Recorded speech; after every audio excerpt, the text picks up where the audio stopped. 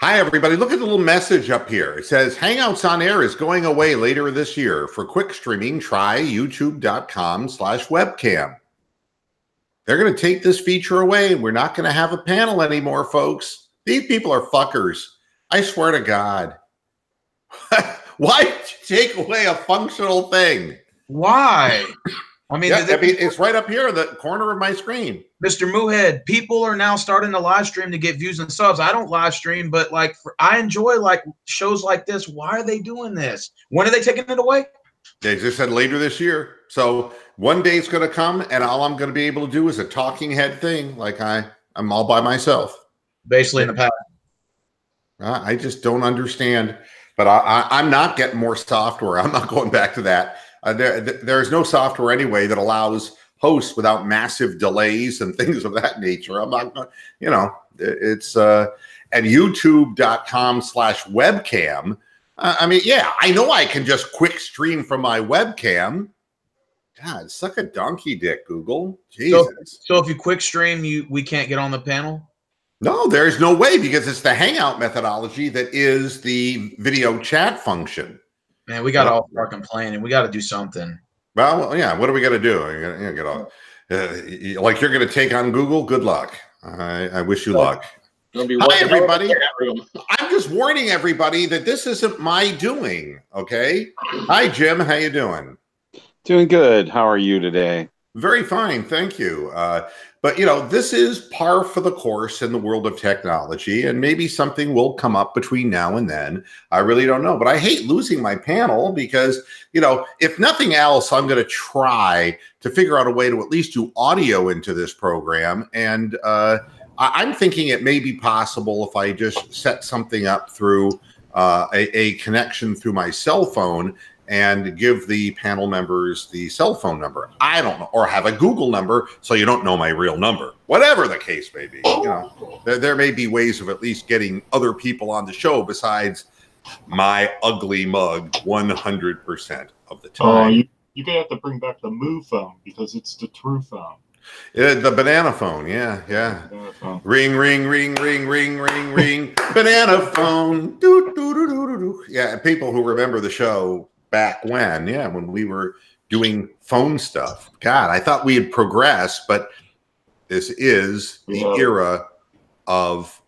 And you could only take one caller at a time, so every time Tony the Calf was on, he used to ring up to bump him off. Yeah, people get bumped. He never figured that out either. It was really strange. So, I wanted to start out today with a story that, and couldn't we all kind of predict this one? The Angels on Saturday designated Cody Allen for assignment, which means that they're going to let him go and release him.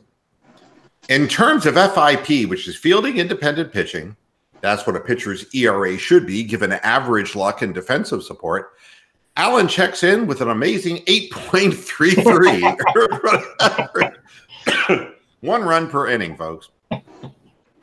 That largely flows from the fact that he's walked 20 batters in 23 innings and allowed 9 home runs in 23 innings. I think Jay Giles had a song, "He's a Flamethrower." Flamethrower at night. But listen to this. Along the way, he's lost a good bit of fastball velocity. Cody was always 95, 96, okay? He's 30 years of age, but the Indians threw his arm out. They did. In his final season in Cleveland, Allen lost his control, but the Angels still inked him to an $8.5 million contract. The Angels not doing so well. All right. Wow. Time to hand him a mop and bucket and say, "Good luck in new position." Yeah, he's no longer. What reminds me of is Vinny Pestano. Yeah. People don't recover from this shit. You lose velocity either because your arm is fucked up or you just no longer hit the gun number anymore. At any rate, that's not the only ex-Clevelander who is basically shot to shit. Josh McCown announced his retirement on Monday. Praise be to Jesus. I worry about that guy. He's taken a lot of punishment in his career. Here's his quote. If you would have told me back in 2002 that I would go on to play for 10 different teams over 17 years, I would have said, shoot, 17 years? I'll take it. But 10 different teams? No way. Then they asked him to recount which teams, and he said, I can't remember. No. Ouch. I guess it just... Didn't he have a picture like a year or so ago where he had like all the kids in the neighborhood with all of his jerseys or something like that for Halloween? It was like he had to recruit like kids from like other countries to bring them in to wear all of his jerseys or whatever. Oh, that's yeah, that's funny. He's gonna. I'll see if I can find that picture and bring it up. And here's something who's played for more teams, him or John Kitna? Oh, McCown. McCown. I think Kitten is at 6 or 7 or something. Yeah.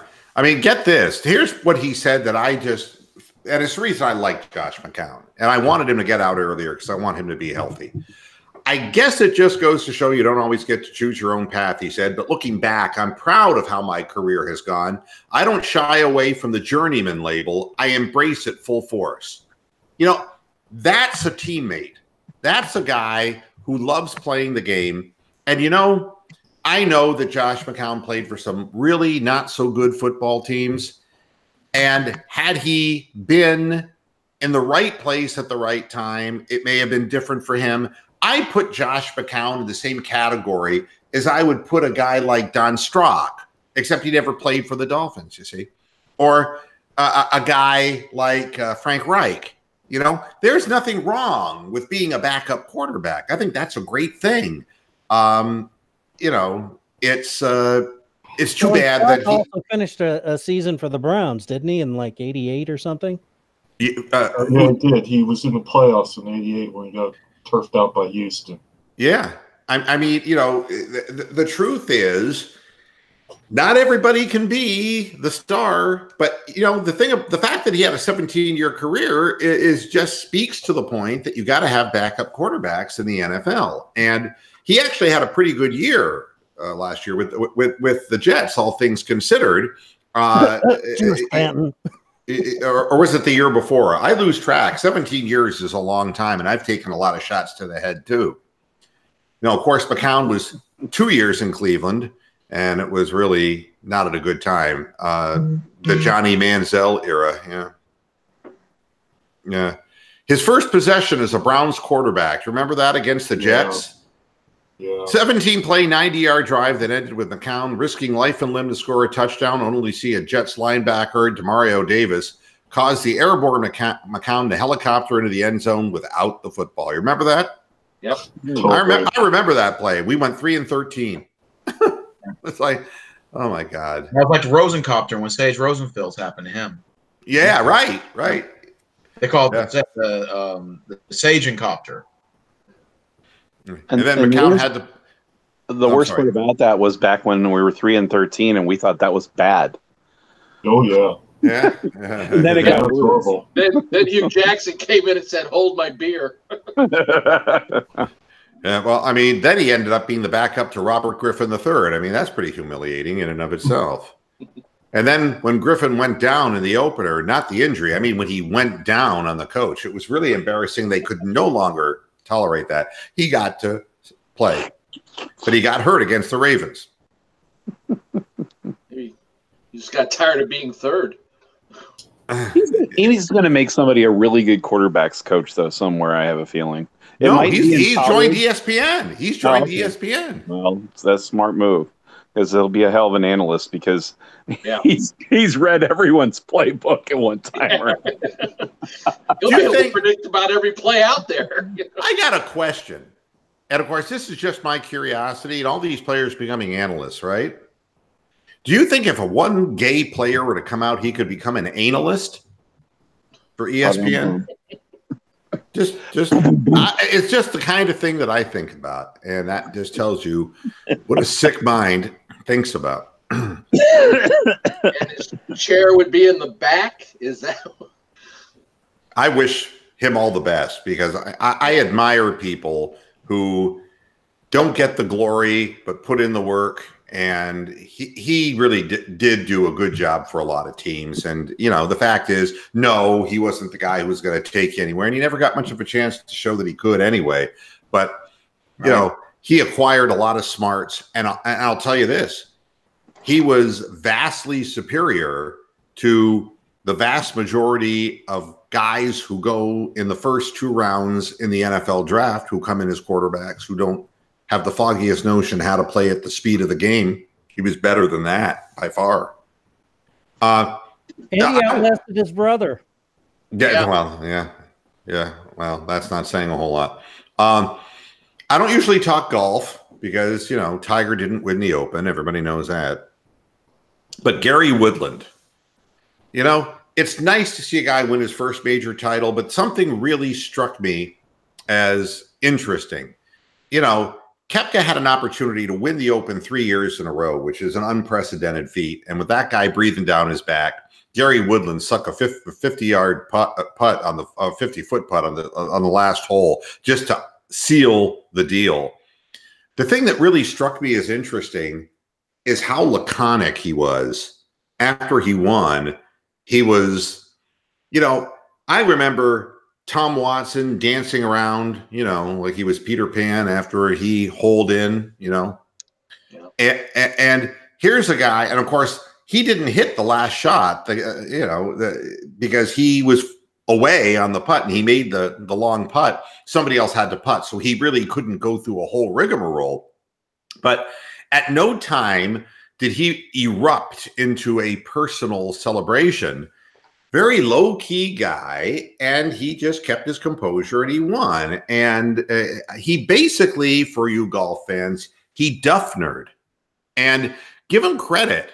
I mean, you know, Brooks Koepka has been doing everything, and to have that breathing down your back and to match an 114-year record with 3 straight U.S. Opens, you know, Gary Woodland, of all people.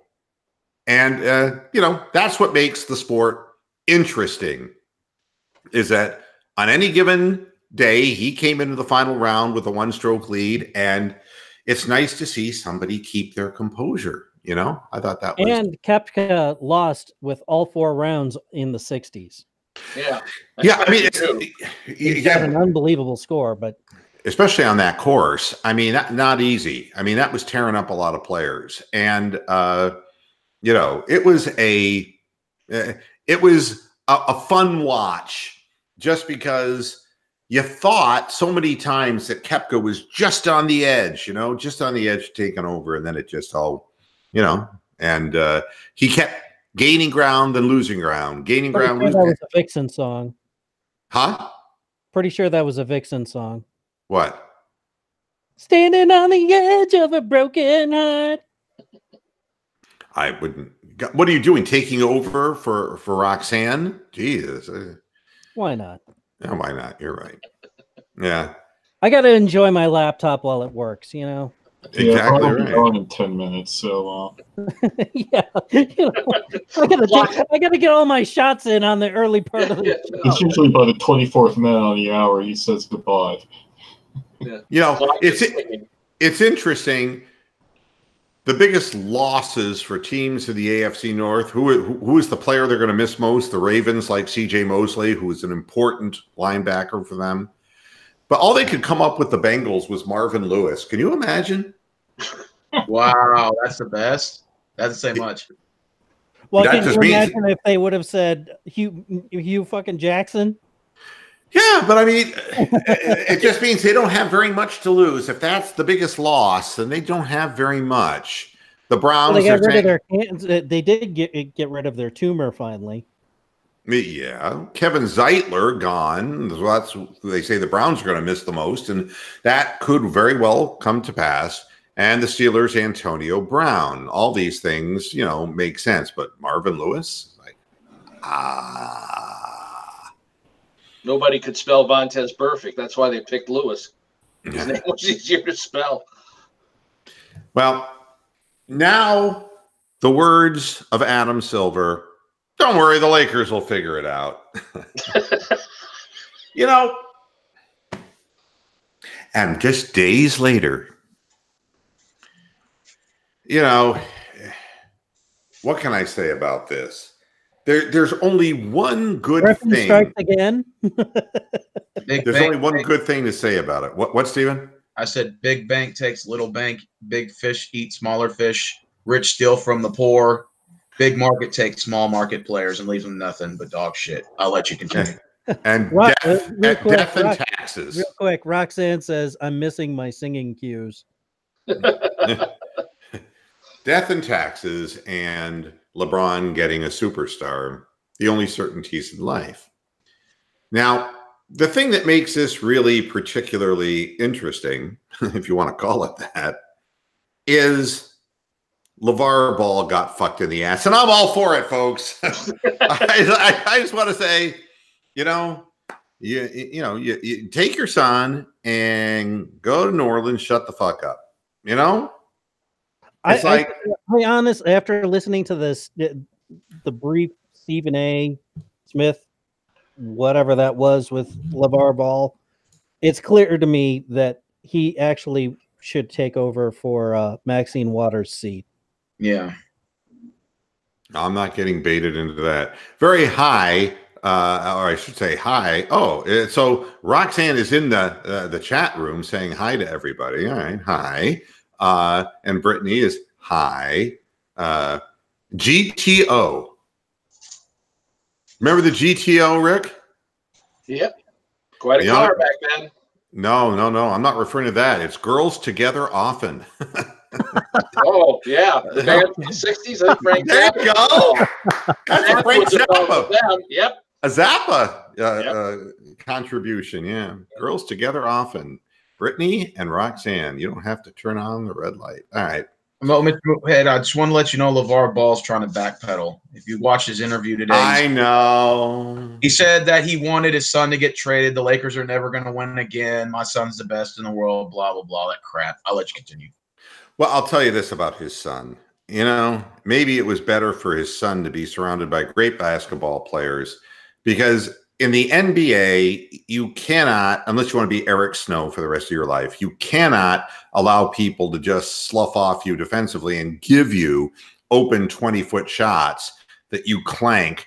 I don't care how well you pass the ball. If you're that kind of a liability and you're shooting 43% from the free throw line as a point guard, it isn't going to get it, because if you go to the hole, you'll get fouled and you won't convert.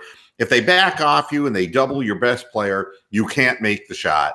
I don't understand what all the hype was over about, about Lonzo Ball to begin with, but it doesn't matter whether he plays in LA or if he plays in New Orleans. And the silliness of LeVar Ball, let him just go to New Orleans and just be eaten by a gigantic crab. I really don't care. Hi to Jake Miller, by the way. That's the one interesting thing.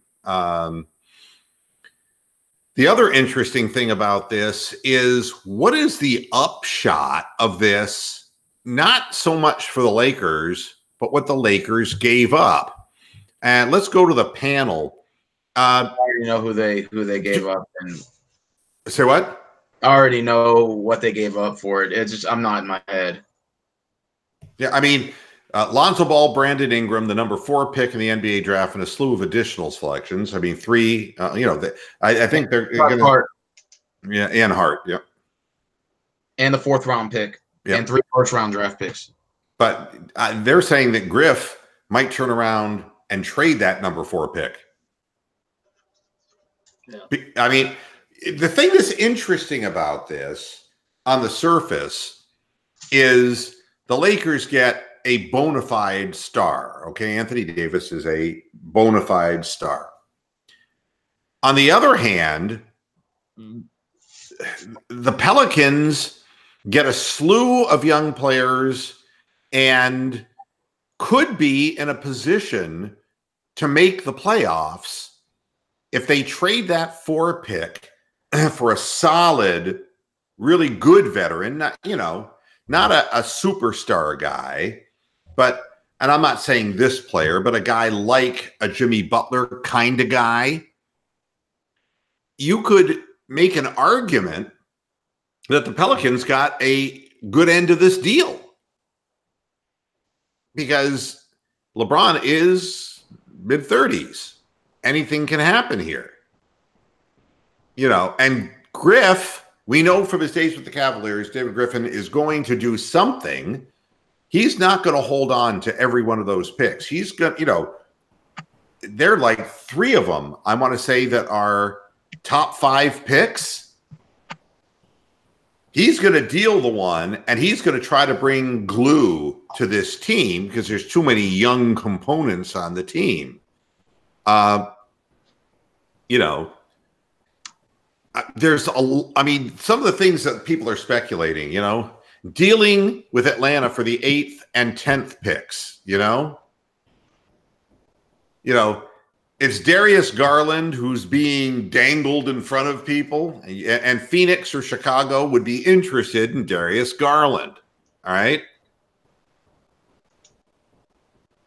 So David Griffin has set up the future for the Pelicans, okay? More picks coming in 2021 and 2024. The 2021 pick only goes to the Pelicans if it's in the top 8. You know, otherwise will be pushed back to 2022. They also have the right to swap picks in 2023 and 2024 following the season, and they are unprotected.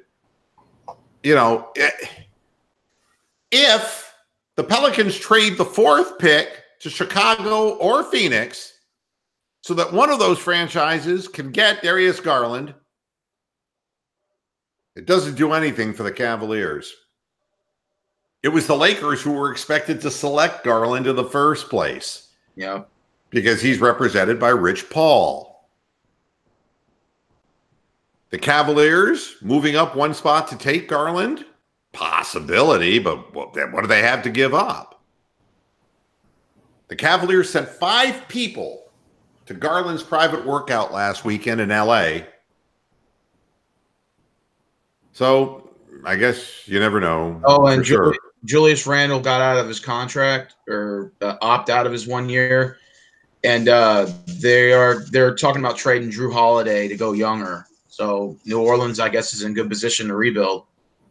Yeah, I mean, this is not they got more value than what the Cavaliers got for Kyrie Irving. All right. But the Lakers now still have over $23 million in cap space with the kicker, all right, without the kicker, and the trade is not completed until July 30th. They have enough room for another full max spot to offer to a Kemba Walker or even a Kyrie Irving. So you could have Kyrie, Unibrow, and LeBron all together with the Lakers. Or they could bring in Kawhi Leonard too. There you go. Waiting until July 30th could allow the Lakers to spend $32.5 million on a free agent. So the Lakers are in win now mode. And like most mid-market teams, the Pelicans are in hope that we can win one day mode. So wouldn't you say with this situation though, that the Lakers, a team which had little depth last year, have even less depth now? I mean, and that's what killed the Cavs when 2 of their big 3 guys got hurt in the playoffs. Well, you're putting your eggs in one basket, but they've painted themselves into a corner in Los Angeles. I mean, when Magic Johnson walks away and you got Rob Pelinka still running the show, and you fired your coach, and LeBron's coming off his first real injury-plagued year, and you've shelled out all of this money for LeBron, and you got to get him help. You're painted into a corner. You got to go now. I mean, this is the same situation the Cavaliers were in. You got to go now. Not only that, but the Field of Dreams, how's it work? If you build it, they will come. So if you have 1 or 2 stars, more will follow. That's how it works in the NBA. That's how teams are built. It's the way it's always been. It's what happened in Cleveland. And what ends up happening is you live for today and tomorrow it all goes away real fast. I mean, it was just a couple of years ago that we were saying, oh my God, the Warriors are going to be a dynasty forever. And now people are saying, geez, it might be the end of the road for the Warriors because of the injuries and the guys who are going to miss time. Mr. Movett, I don't even see how they're going to make the playoffs if you got Draymond Green, Curry, and Cousins on there. Even if they sign Cousins, I mean, I don't see them making the playoffs with that. I'm sorry. I wouldn't pay Cousins a plug nickel, man, based on the way he performed. He looked fat, slow, uncoordinated, no hops. Preach. I mean, he just looked terrible to me. I mean, so much so that you would think that a team that was in the dramatic trouble that the Warriors were in the playoffs could have found more than 13 minutes a game for him, you know?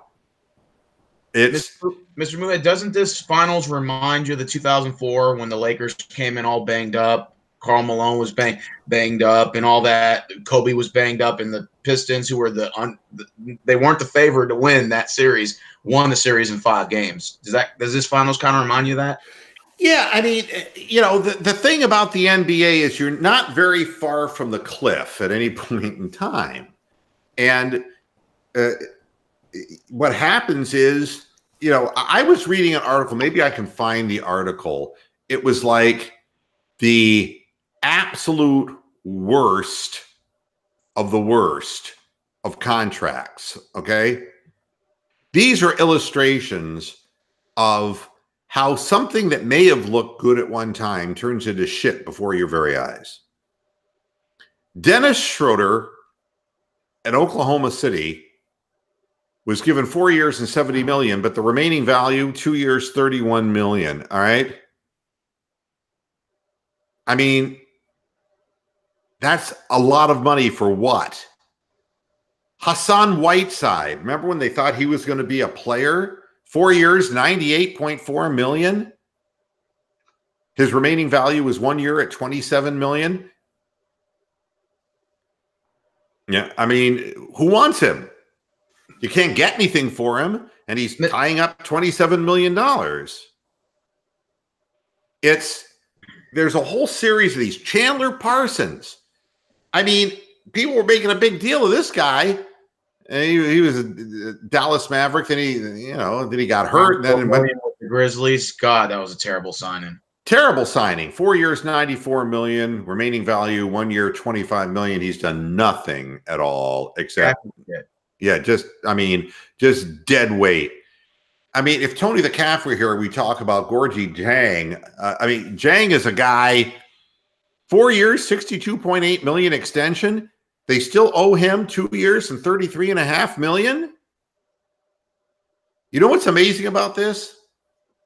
Former coach president Tom Thibodeau inked him to the huge extension only to pick up Taj Gibson on a 2 year, $28 million deal the following summer. Now, how do you give a guy a $62 million extension like Gorgui Dieng? I mean, you just can't overcome these kinds of things. And then this one, which is seemingly incomprehensible. I'm going to name the team. You name the player. Let's see who can get it right. The Charlotte Hornets. The worst of all contracts in the NBA. Yeah. The Charlotte Hornets. Anyone have the answer? Well, they got Nicholas Batum. They got that Williams got on a bad contract. They have Dwight Howard at one time. They had Tony Parker on a bad 2 year deal or whatever. But currently, the worst one that's currently in the league is on the roster of the Charlotte Hornets. Gonna be Kemba Walker, do you? Nope. It is Nicholas Batum. Now you're saying to yourself, well, how much did they pay him? 5 years, $120 million. They owe him $52.7 million for the final 2 years. And he hasn't done shit in the last year. He only lived up to maybe 1.5 years of that contract. He hasn't done anything. He's overweight. I mean, terrible. I mean, it's just unbelievable. But what happens, and the reason I bring up this story is because you only have a narrow window. And when you start paying players big money and they go down the shitter with injuries like Chandler Parsons did, or they end up being bad signings and then you have to eat the contracts in the end, that sets you back years. The Lakers have to follow the road and the path they're on to be good now. Yep. But it will turf later. They'll get a third star. They may even get a fourth guy, and they're going to get a bunch of good role players. They may even get Middleton from the Bucks, I heard. So they're gonna stack up. If you build it, they will come. Once you get 3 stars, everybody wants to be there. That's how it works. 2 years of goodness, and then it's just like the Cavaliers. It's a couple of years, and then you're holding on by your fingernails, then you have to blow it up. And the Warriors are going to be a prime example of this. You know, I don't even think they'll make the playoffs. Well, I mean, it's amazing how fast the worm turns. Let's just put it that way.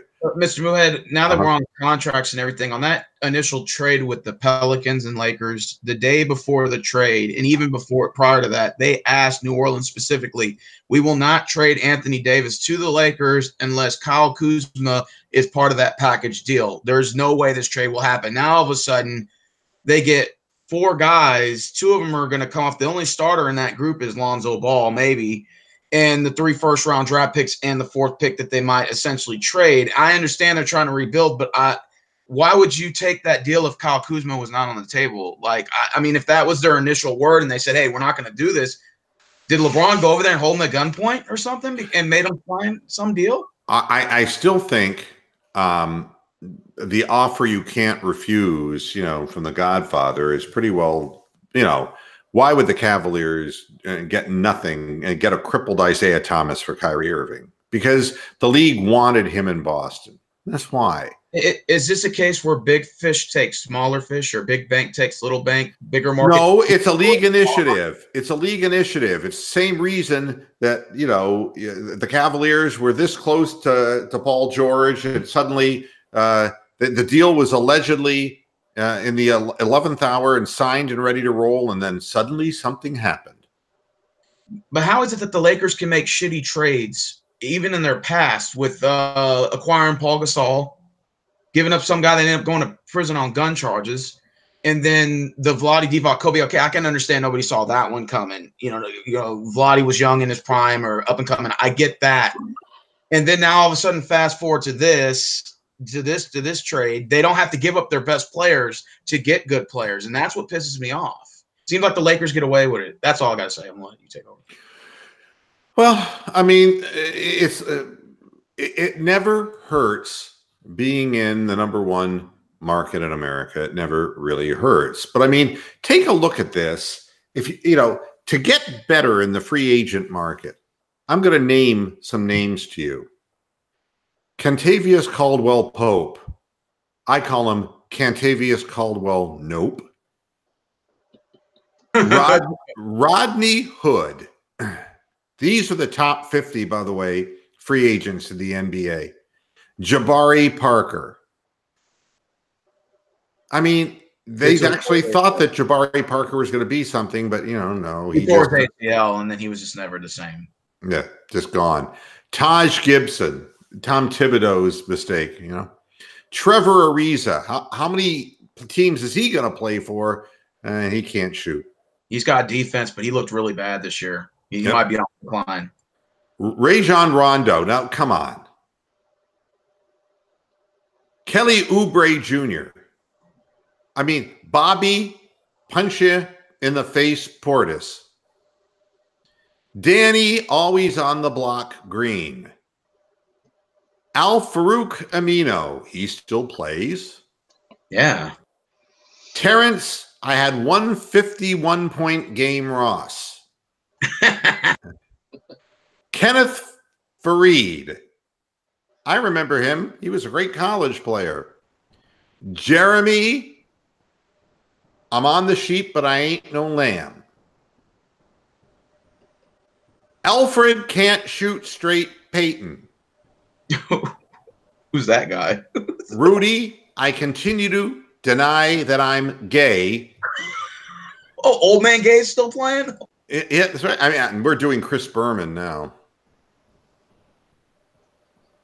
Goran, totally tragic. No, I mean, Tragic. sorry. I had to. I mean, these players couldn't make the Memphis fucking Grizzlies. I mean, How- come on. How was the They're Magic horrible. stupid to take Terrence Ross and give him Serge Ibaka? Marcus, I'm the other Morris. Harrison, I never amounted to anything Barnes. Oh. Paul, about as good as Ronnie Millsap. Well, Millsap and Danny Green seem like the best options out of all those guys, to be honest with you. In the lesser two evil. Wow, that's saying a lot. Patrick, I guess I maybe play a little defense, Beverly. Ooh, okay, I'll take him. Darren, head on Collison. Oh, Collison. He still plays? Yeah. He was back with the Sonics and the Thunder when they merged. God. Brooke, about as good as Mario Lopez. All right.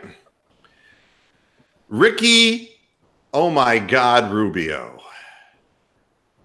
Bojan Bogdanovic. Willie Colley Stein, Sacramento, mistake. You know what you need to do? You need to do this in the Tommy Heinsohn voice. No, my voice is still shot. I can't do Oh, that. you can't do that. Nicola, don't trade me to where Portis goes, Mirotic. Oh my God, they're in the same. Some of these guys have their names on the other side of their basketball card because it doesn't fit. You know. JJ, I swear to God, I stopped drinking Reddick. Oh my God. Derek, I'm still standing Rose. He's number 23, by the way. We're still going. Michael Jordan. Ennis, I am an Arabic spy Cantor. Malcolm, we don't win anything in Milwaukee, Brogdon. Terry, please get me out of Boston, Rozier. Thaddeus, I still have really long arms, Young. Al, I never win shit, Horford. Julius Randle, number 17. Hassan Whiteside, number 16. DeAndre Jordan, still in his 20% free throw shooting, 15. How are you going to get better with these players? D'Angelo, nobody loves me, Russell. Oh, dear. God. Tobias Harris, so much was more expected of him, number 13. Chris Middleton, I make all the shots except the big ones. Mark Gasol, God, I really am slow, and I scored 6 points in the most important game of the year, 34 years of age. Jonas, why don't I get more minutes, Valanciunas? Nikola, moving Van Vucevic. He's number 9. Kristaps, oh my God, I think I can walk now, Porzingis. Jeez. DeMarcus, oh, just send me back to Sacramento. I'll take the money, Cousins. Jimmy, I don't make anyone better around me, Butler. Rockets are trying to pursue him. Kemba, undersized Walker. Number 4, Clay, I really can't walk, Thompson. 3, Kyrie, I just fired my agent because it's my own damn fault, Irving. Dr. Drew. Kevin, I sure hope that I'll be able to play again, Durant, number 2, and number 1, Kawhi Leonard. Now, what I can tell you is this. When your teammates, well, Kawhi Leonard, And you know that I was very high on the way he played. Everybody should be really high on the way he played. He did a really nice job. However, his own teammates are basically saying, there's really nothing more we can do about this situation. They've written him off. Fred VanVleet went in front of the press and said, man, we can't do anything more as players or anything on this organization. We can't, we did as much as we could. We won the championship. And if that's not enough, there's nothing more we can do. Isn't that a great way to celebrate a trophy? I agree. That the primary reason you won it, along with the injuries to the other team, is going to leave town in a heartbeat. I can do an impression of people right now in Toronto. You ready? Go for it. You see, like Flounder in Animal House, there's something that must stink really bad in Toronto when you win the championship and players are saying, well, he's gone. I mean, no, people in Toronto don't talk about dynasty, unless they are watching reruns and binge watching those with Joan Collins. They wouldn't be even mentioning the word. It's like, one off, we won a championship. I bet you they won't do that in LA or Boston. They'll re-sign them quickly. Yeah. I mean, the thing is that the happiness and joy wears off very quickly when your star players go someplace else and you end up with Colin Sexton. Well, I suppose it's a bit like the Florida Marlins winning the World Series in 1997. That was a dynasty too, wasn't it? You know, but you know, there's so many justifications for things in life, but honestly, I can see why Dan Gilbert had a stroke. He just took a look at what his roster is going to be, you know? He thought he was going to get a top 3 pick. He dumped down to number 5, and the next thing you know, he strokes out. The NBA is a stressful environment where fortunes can change in a heartbeat. In a literal heartbeat. Does Kevin Love finally get traded? You know, that's like asking me, is Brad Hand going to get traded? I saw your little thing you included me in on there. Wasn't that appalling? That was absolutely appalling. Indians fans really would be the ultimate Jonestown victims. They drink the Kool-Aid. Now they're at the point where Bronk was showing me that they were saying things like, well, even if Paul Dolan is cheap. It's like... I didn't know where to go after that comment. It really is mystifying. It really is. So, you know, it's all... Yeah, anybody can be traded. And I think that the Indians are going to trade whoever it is they can trade. Because at this point, what is it? You can beat the Tigers. Boy, were the Tigers bad. Oh, my goodness. Oh, you guys goes, Sorry, I talked about. Yeah, somebody goes, oh, yeah, we still have a chance at the wild card. I'm thinking, dude. Well, for me... I thought I was watching soccer, watching the Tigers kick the ball around the infield and outfield. It was pathetic. You 25-6 in those 3 games. Say what?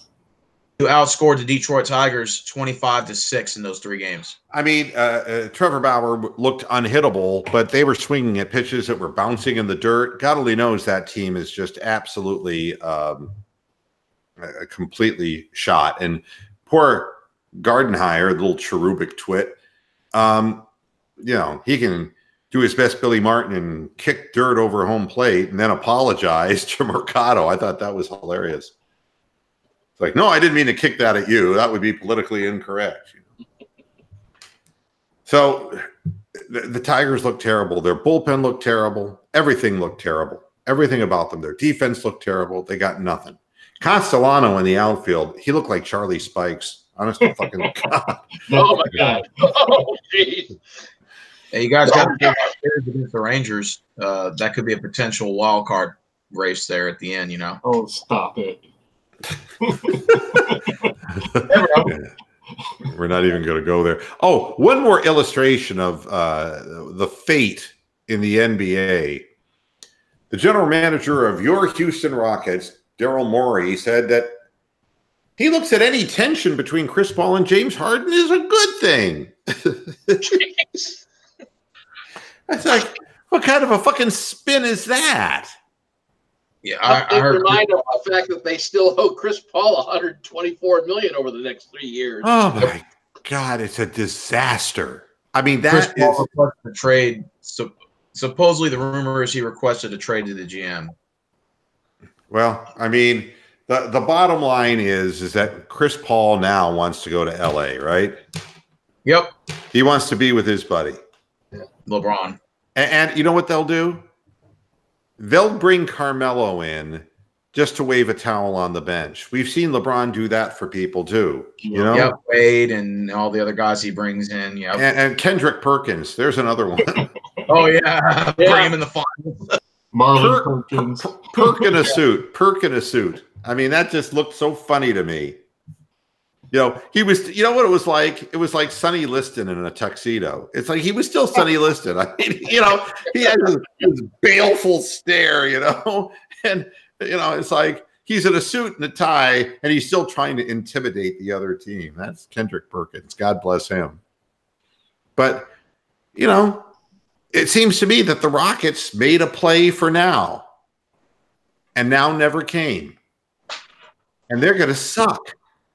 They're going to go careening to the bottom of the West. And see, this is the reason why the Pelicans may not be in a bad position, because there's going to be teams that drop out of sight. And that's going to be one of them. So, well, Las Vegas has already moved the Lakers up from 15-1 to the worst odds or the best odds of winning the NBA. What is it? 4-1 or 4-1? Something 4-1, something like that. One of the sports books has LA at 4-1, and they've got the Cavaliers at 200-1. Yep. They still got a ways to go. well, I mean, it's all about the ratings in the NBA, and nobody really ever cared about the Rockets. And, you know, I'll tell you who the biggest loser is in all of this. What? The Clippers. I mean, if you're in LA and you're not the LA team with LeBron and Unibrow, then you might as well be in Boise, Idaho. Honest to God. I thought you were going to say Tony, but anyway, I'm sorry. No, I'm sorry. What did you say? I thought you were going to say Tony the Calf, but no, I'm sorry. Well, he's always the. That's not nice. I think Clippers just need to go back to San Diego. I'm just being honest. They need to go back where they came from. No, they need to go out and, you know, to Alcatraz. I mean, they're the team that no one cares about. It's yeah. You know, they're there and no one cares other than Billy Crystal, I think, shows up every now and then. I feel like, yeah, and how about Steve Ballmer, the savior? You know, I mean, that came and went real quick. I mean, the NBA had to try to revive the LA market. They gave the Clippers a chance, but the Clippers are the Clippers, and they're never going anywhere. And now you can bet that the Staples Center is just going to be, you know, it's just going to become Lakers land. It's just, you know, the Lakers great again. Yeah, the Clippers are just going to be, you know, they're going to end up in Tijuana. You know, I don't see any hope for the franchise. That to me is the biggest loser, because if you share a market with the LA Lakers now, you're not sharing anything. I mean, they've got all the fans. Everybody in LA is just gravitated over to the Lakers. Marketing, they got Hollywood, they got everything there. So that's big market. It's like New York City, but on the West Coast. Yep. I mean, it's, you know, now the question, should the Warriors blow it up after injuries to Durant and Klay Thompson? You know, how could we be here? How could we be here? Who would imagine that? I had them win the championship the next 3 years. But, you know, it isn't just the injuries. You know, the Warriors' best chance here involves paying maximum 5-year salaries to 2 players who aren't likely to see the floor next year. Exactly. I mean, can you do that? I mean, you're going to end up sucking and re-signing two guys who are injured, one with an injury severe enough that you don't know that he's going to come back the same. And you've had players that had that injury, like Kobe, Chauncey Billups, and other players that just were not the same when they came back. I mean, it's, the guy who is the biggest winner in this situation is Klay Thompson, who, he can pick up a $190 million contract, 5-year deal. He'll take that in a heartbeat because let's be honest.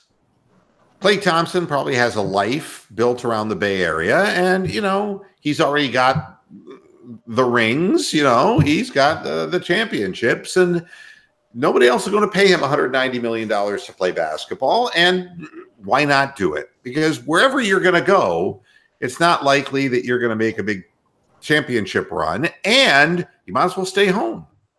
So, Mr. Mouet, some people say the Warriors owe them contracts because of the injuries and forcing them to play on injured hamstring for Thompson, and I think KD was a injured calf. Do you think the Warriors should re-sign them based on that, or do you don't see that as a look? I mean, you're looking down the long barrel of a cannon. I mean, knowing what happens to teams who grow long in the tooth and how injuries play a part in the whole thing, and knowing what happens to teams that flip their best players and get whatever it is they can get in return, either way, you end up at the bottom of the heap. There's nowhere to go but down here. I mean, there is no salvaging this situation.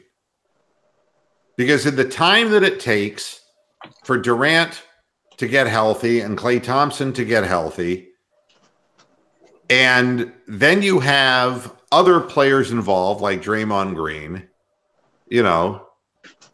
he's under contract for next season, but at least one of those two big players isn't even going to play next year. No. So, and you've seen Curry play on the court by himself, and he's scoring 50 and they can't win. They're going to double him. Yeah, the Warriors can offer Draymond Green $100 million that would add 4 more years to his tenure, but why do it? Why? Why? Because the guy can't shoot. I mean, to me, there is no good way out of this. No. So, you're saying, do they owe these men contracts? And the answer is, if you want to keep your fan base, you can do that, but it's pushing the inevitable anyway, because it's a matter of time until either it's not the same Kevin Durant that comes back. The fans are still going to show up next year. They're not going to win shit. Nope. And the playoffs. And the fans will lose interest because it's been an elite franchise for so many years now, and now it's going to be nothing. And, I didn't hear nobody getting all excited about the San Antonio Spurs, even though Popovich did a great coaching job. I didn't hear anybody getting excited about them. And you lose big players, you lose your fan base. Yeah. So if they want to keep the fans there, they can re-sign these guys, but that's no guarantee that the thing won't implode 2 or 3 years down the road anyway, because these guys won't be what they were. Mr. Mouet, comment on the San Antonio part. Doesn't Greg Popovich sort of have a Robert Kraft or a Bill Belichick next man up sort of mentality? Maybe that's why he sort of stays under the market or low key. I don't know exactly what it is. I'd say that he has a system and he's a very fine coach, but without, so they'll be losing LaMarcus Aldridge, and you can't keep a team going just on concept forever as the talent diminishes. And I don't know. Steve Kerr might be a really good coach. I don't know, but he had no roster this past year, and he's going to have a lot less. And he's got a lot of money tied up if he wants to bring these guys back. Trading Draymond Green might be an option, but really, would somebody really trade very much for Draymond Green? I know I wouldn't. I wouldn't either. No. In fact, I don't think he'll be any good on any other team. I think he just fit perfectly with Golden State. I think if you plug him in on the Clippers, you'll never know who this guy is. He'll just be another name on our roster. Well, I mean, Dennis Rodman was Dennis Rodman because he didn't have to score the ball. As long as he rebounded and played defense, and he was surrounded by Isaiah and company or Jordan and company, really fine player. You move him someplace else. He's just a guy who dresses up in women's clothing. Yeah, when he went to Dallas, you didn't know who he was. Remember when he went to the Mavericks? Nobody knew who he was. That's right. So I look at a guy who can't shoot the ball, who is more of a driven, emotional guy who does a bit of this and a bit of that as a great contributor to a team like Golden State, but he isn't going to carry his weight, paid big dollars to play for a team that doesn't have that talent surrounding him. It's just not going to happen. But look at it this way. If the Warriors were to just re-sign Durant, Thompson, and Green to long-term agreements, they're going to have to still look at the 2021 season because Curry and Durant will be 32. Wow. Thompson and Green will be 30. You see, you're forestalling the inevitable.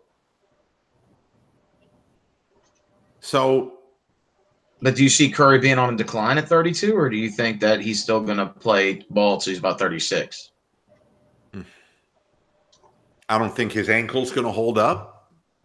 Just like I told you that I really thought that Durant was hurt, I think that Steph Curry being forced to play more minutes under more pressure, that his legs won't hold up. One thing you did say, Mr. Muhead, I got to give you credit for before I forget, is you mentioned about when the game gets physical, Curry usually either A, shoots himself out of the building, or B, can't take as many shots because he's being double teamed or whatever. And you were right. Whenever teams get physical with Curry, it really shows. I think Van Fleet, they said, who was covering him the entire series, held Curry under, 25% shooting. Yeah. Yeah, you were right. And it's all because of, you can hand check in the playoffs. There's just allowing more contact. Those things that would get Curry around the corner to make him very dangerous, you're got a hand on him. He's not going to get around you that way that easily. And he settled for a lot of, hand and face kinds of threes, and they don't fall. Andre Iguodala is going to be 37 and no longer even under contract in 2021. And Sean Livingston wants to retire. Iguodala was MVP in that series in the first Warrior win over the Cavs because Curry got covered by JR and everybody else that got put on him. Curry did absolute shit in that series so badly that Iguodala had to be the MVP. Yeah, I mean, Sean Livingston's ready to retire. He's talking openly about retiring because, hell, give him credit. He came back from hell, and he has championships to show. Great guy, Sean Livingston. Good player. You got 1,000 NBA games a year. I mean, it puts so many miles on your legs, Yep. I mean, a lot of games from, all those Warrior players have played 100-plus games for the last 5 years because they've gone through the playoffs each and every year. Yep. Plus, you're playing 35, 40 minutes in the playoffs, a game. Right. Now, here's the other thing that I can tell you. And it's what I was talking about as far as the method to the madness of this whole NBA structure. A full punt by the Warriors for the 2019-2020 season seems like it might be the only thing that they can do. Why? Because it will take players who are big names and move them around the league to establish a new top 5, 6 teams in the league. This is what the league needs. All right. For the NBA? Yeah, that's right. I mean, there are always about 5 or 6 teams that matter and the rest that don't. Yeah. If you let go Durant, you let go Klay Thompson, those players will go to teams that will be in the top 6, and that'll make those teams more, more valuable to the league. Yep. But here's the thing I want to remind everybody is that before Steph Curry and company got to Golden State, what in the fuck were the Golden State Warriors? They had to fire Mark Jackson to get him into the playoffs in the first place because he was not much of a coach, preaching gospel instead of basketball strategy. But before then, what were the Golden State Warriors? They were a laughingstock. Yeah, they were, we believe, as the 8th seed knocking Dallas out. And then before that, they were to Mitch Richmond, Chris Mullin, winning 30 games a year. Yeah, that's right. So they are not a major market team. Even though they're moving into that new facility next year as well. In other words, it lasted. A full rebuild by the Golden State Warriors is likely the nowhere road. Because the odds of a mid-market team in Oakland, when they're really promoting Los Angeles, is not likely. It wasn't likely before all the pieces of the puzzle fell together. They had a great moment in time like Oklahoma City did, right? Great moment in time. And it paid off for Golden State. But they're going to go from hero to zero. Yep. And they're not going to come back. Nope. Oh, the league's going to do them a favor and give them a bunch of high picks, but that ain't going to do nothing in Oakland. And that new building of theirs is going to have a bunch of things hanging from the rafters, and it's going to be called Remember When Arena. That's as good as the Warriors have been the last 5 years. It's always been, well, when are the Lakers going to be great again? That's always how it's been. Well, think about that. Have the Lakers been even a footnote in the NBA during this run? They really haven't. I mean, how long has it been since they've been any good to challenge somebody like that? It's been this whole run of the Warriors. Because you always talk of the Warriors, you talk of OKC, you talk of Houston, you talk of San Antonio. You're talking about those matchups. We haven't talked about the Lakers for quite a while now. Yeah. Well, here's, what I've always believed, and I'm going to get off the air here because I've got things I got to get to. But here's what I honestly believe. If you're in a city like Oakland, you had, the A's of Reggie Jackson and Rudy and those guys. You had the Raiders with Jim Plunkett, right? And the John Madden years. Yeah. If you're in Cleveland, you had the fun of the Brian Sipe era, the Bernie Kosar era. And then you had the championship by the Cavaliers, and you had a couple of World Series appearances by the Cleveland Indians. If you're a mid-sized market, if you can summon interesting seasons out of your team, whether it's in any sport, you're way ahead of the game. The people in Oakland should be thrilled that they've had the run that they've had. And it's just like what we did in Cleveland when we watched LeBron sail off out west into the sunset. We wait. And then we get a Baker Mayfield and our hopes rise that, hey, maybe we're going to have many years of good potential playoff football in Cleveland. Even though the Indians are going south and are going to trade off every asset they have, and the Cavaliers are going nowhere. If one of our teams, if one season of the year is worth watching, mid-market cities should be very, very happy. What that means for Oakland, I'm really not sure, because I don't see the A's in contention anytime soon. And the Raiders, they're going to be on Hard Knocks. Enjoy your moment in the sun. But you go on to Las Vegas. Yeah. All you can hope is that these things dovetail so that, when one team starts going down, another one comes up, because the Browns and Indians are never good at the same time. Nope. Right? The Indians were at their best when the Browns went into extinction and were no longer an NFL franchise, if you recall. I mean, these things never coincide. So, one super team breaks up, another one forms. That's it. And that's what you hope for. Guys, thanks a lot for joining me. I appreciate it. And I'm going to find out what's going on with this why there's flashing messages and all this Hangouts being taken away. I'm going to find out. They said later on in the year. They didn't say when. No, right? They just said later in the year. That means anytime they fucking feel like it. So I got to have a plan in advance here. So when I figure it out, I'll let y'all know. Okay? Sounds good. All right, everybody. Thanks a lot for tuning into this edition of Moohead Radio. Back again Friday. And we'll talk about whatever the hell there is to talk about. Until then, hasta la vista, Pastor Heads. Good night.